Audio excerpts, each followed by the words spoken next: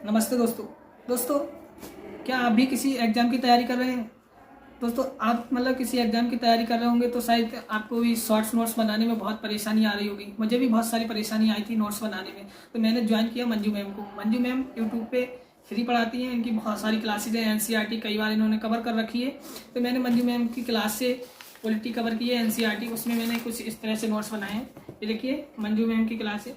मैंने पहले सिलेबस लिखा है और फिर ये नोट्स बनाए हैं। देखिए एकदम मंजू मैम खुद शॉर्ट्स नोट्स बनवाती हैं। इन शॉर्ट नोट्स को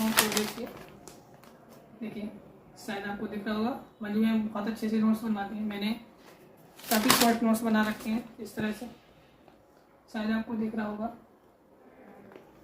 देखिए, तो दोस्तों ये वीडियो आपको देखनी चाहिए। मंजू मैम को फॉलो कीजिए। अगर आपको बहुत ज़्यादा परेशानी आ रही है शॉर्ट्स नोट्स बनाने में, तो मंजू मैम से आप उनकी क्लासेस देख के नोट्स बना सकते हैं।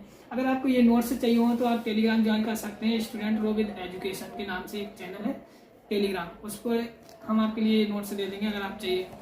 और अगर मंजू मैम को फॉलो करना चाहते हो तो मंजू मैम का एक टेलीग्राम है जिसका नाम है एनसीईआरटी विद मंजू मैम। तो चलिए दोस्तों, बिना टाइम जायज़ करके हम पहले आपको दिखाते कि मंजू मैम नोट्स कैसे बनवाती हैं। तो देखिए। तो सबसे पहले तो ये बात आप याद रख लो कि के बारे में बेसिकली ये जो है वह क्या है, आपका तो आज कॉन्स्टिट्यूशनल बॉडी है, संवैधानिक संस्था है।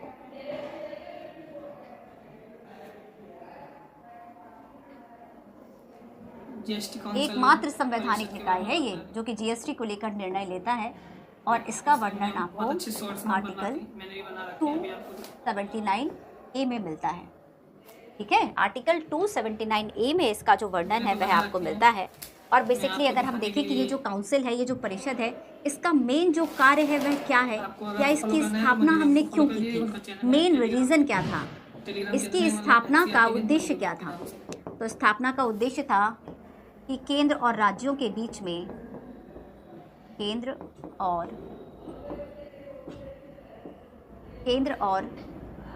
राज्यों के बीच जीएसटी के संबंध में जो भी डिसीजंस हैं, जीएसटी से संबंधित मामलों को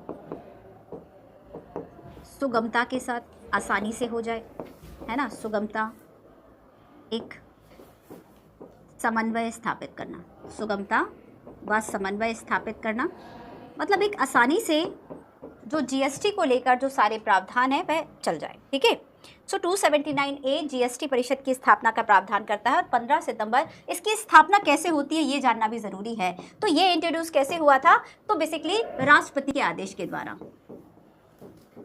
राष्ट्रपति के आदेश द्वारा अस्तित्व में आया था। ठीक है, और इसके लिए तारीख आपको याद रखना है 15 सितंबर 2016।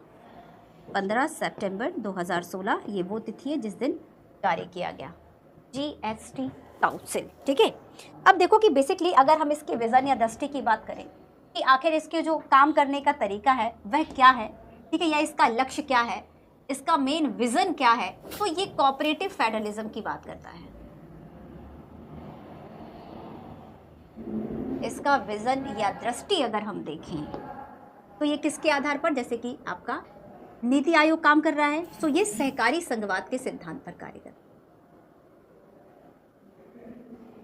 सहकारी संघवाद एक कोऑपरेटिव फेडरलिज्म, कोऑपरेटिव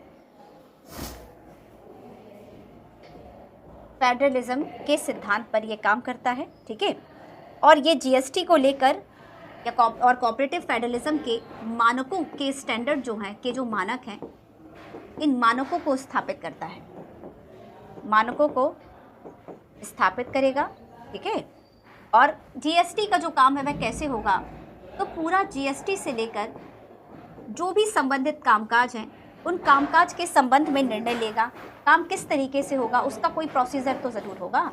तो कामकाज की जो प्रक्रिया है उसको निर्धारित करने का जो काम है, कामकाज की प्रक्रिया को निर्धारित करना, ये इस तरीके के जो काम है वह इसकी दृष्टि में होंगे। ठीक है, चलो तो अब हम बात करें, देखो सहकारी संघवाद हो गया, मानकों को स्थापित, कामकाज की प्रक्रिया को निर्धारित करना और केंद्र और राज्य के बीच में स्थापना क्यों की गई, तो बेसिकली सुगम पूर्ण तरीके से ये जो काम है वह किया जाए। क्लियर है। अब हम आगे चलेंगे और इसकी मैं आपको कुछ संरचना की बात बताऊंगी कि आखिर इसकी जो संरचना है वह क्या है। इसके पहले जरा एक क्वेश्चन देखो, जीएसटी परिषद केंद्र और राज्यों के लिए अलग अलग मंच है। बहुत ध्यान से पढ़ना इस क्वेश्चन को। अलग अलग मंच है, राष्ट्रपति द्वारा संशोधित संविधान के 279A क्लॉज 1 के हिसाब से स्थापित किया। एंड परिषद के सदस्यों में केंद्रीय वित्त मंत्री अध्यक्ष और केंद्रीय राज्य मंत्री जो है वह शामिल हैं। तो इसमें what is the right answer, तो आपको ये बताना है इसमें सही कथन है कौन सा। क्या अभी तक मैंने आपको इतना इंट्रोडक्शन दिया, क्या मैं शुरू में आपको ये बात नहीं बता सकती थी अगर ऐसा होता तो कि जो जीएसटी काउंसिल है वह अलग अलग है, क्योंकि मैं कीवर्ड्स को बहुत क्लियरली बता देती हूँ। अगर शुरुआत में मैंने आपको ये कहा है क्या, नहीं कहा, तो थोड़ा सा विश्वास करना सीखो कि भाई अभी तक अलग अलग जैसी तो कोई बात नहीं हुई, केंद्र और राज्यों के बीच में समन्वय की बात हुई है, पृथककरण की बात तो नहीं हुई है, तो अलग अलग मंच है दोनों के लिए नहीं। तो जीएसटी परिषद का एक संयुक्त है ना। तो ये कैसा है, ड्राइंग के रूप में, तो जीएसटी कवर करवा रखी है, कई चैनल पे करवाई, कई बार तो ये नोट्स बना रखे हैं, मैं लक्ष्मी कांत भी कवर करता हूं। मैम क्या करती हैं, इसको पहले कवर करवाती हैं, फिर इन्हीं को शॉर्ट नोट्स बनवाती हैं, उन्हें रीड भी करवाती हैं, फिर जिस टॉपिक से प्रीवियस क्वेश्चन जो आ रखे हैं, यूपीएससी ने पूछ रखे हैं या यूपीपीसीएस ने, स्टेट पे से किसी भी एग्जाम, तो उसके क्वेश्चन भी दिखाती है कि किस तरह से यूपीएससी पूछती है सिविल सर्विस। तो दोस्तों मिलते हैं मंजू मैम के साथ किसी अगले टॉपिक पे। हमने आपके लिए ये टॉपिक लेके आए थे, हमने सोचा आपके लिए बताएं कि शॉर्ट नोट्स कैसे बनाते हैं, तो मंजू मैम के साथ जुड़ सकते हैं। अच्छा पढ़ाती हैं, अच्छे नोट्स बनवाती हैं, मैंने भी काफ़ी सारे बना रखे हैं, आपको तो दिखाए हैं, ये देखिए फिर से दिखा देता हूँ एक बार, है ना।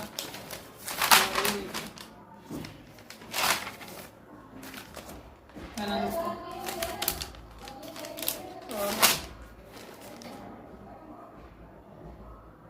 मंजू मैम काफ़ी अच्छे से नोट्स बनवाती है। तो मिलते हैं दोस्तों किसी अगली वीडियो में, मंजू मैम के साथ किसी अन्य टॉपिक के बारे में बताएंगे कि मंजू मैम कैसे नोट्स बनवाती हैं और मैंने कैसे बना रखे हैं। तो चलिए दोस्तों, नमस्कार, जय हिंद, जय भारत।